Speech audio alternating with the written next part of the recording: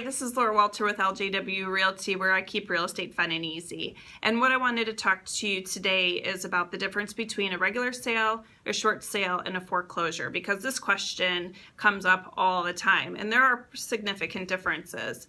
So with a regular sale, it's just like what it says. It's a regular sale. Somebody's going to sell their house, and you can go in, negotiate the price of the house, and then once the contract is accepted, you get an inspection done, and then you have the opportunity, if anything comes up on the inspection report, to negotiate repairs if there are any needed.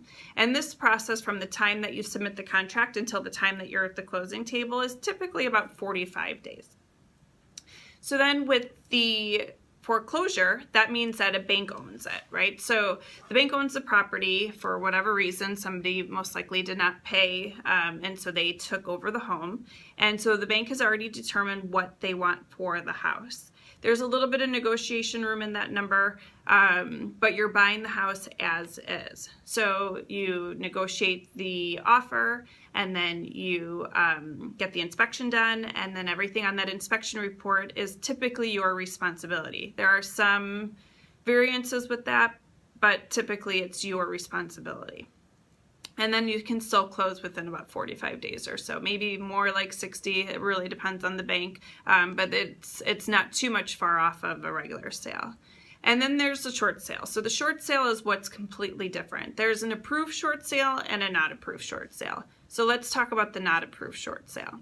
What that means is it's somebody that wants to sell their home that is underwater. They owe more than what the house is actually worth. So what they want to do is they want the bank to forgive the debt between what they are able to sell it for and then what they actually owe on the property. So a real estate agent will list that property for market price typically. And again, this is all typical. It could vary. So typically they list it for market price, and then they slowly lower that price until they get a contract on the house. Once they get a contract on the house, they then submit it to the bank to see whether or not the bank will approve, deny, or counter the offer. Sometimes you can offer a full price offer on a short sale, and it can still get denied by the bank because the bank is not involved at all typically in this process until they get a contract in hand. So you're dealing with a lot of unknowns. The other thing with short sales is the time frame. So the time frame can be anywhere from 60 days if you're lucky to 6 months. It's a very wide variety, wide variance on how long it can take, and there's really no guessing how long that process is going to take. There are some things to protect you, so if you're waiting too long, you can get out of the contract, but just know that a short sale can take quite a long time, but that's the reason why you can get a good deal on it. So if you have the time to take on a short sale, then sometimes it's fruitful and it's worth that extra time to wait. Now, an approved short sale, that means that somebody has already gone through the process of submitting a contract and the bank came back with a counter, and so we now know what the bank will take for the house. The original buyer walked away, so that's how we end up with this bank approved price.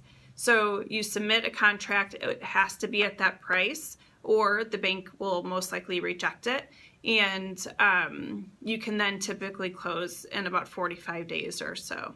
I know it gets a little confusing and it's hard to wrap up in a video, so if you have any further questions, please feel free to reach out to me, or you can go to my website, which is resultswithlaura.com, and fill in your information, ask questions there, and I can get back to you pretty much immediately. So hope you guys are having a great day and a happy new year, and take care. Thanks.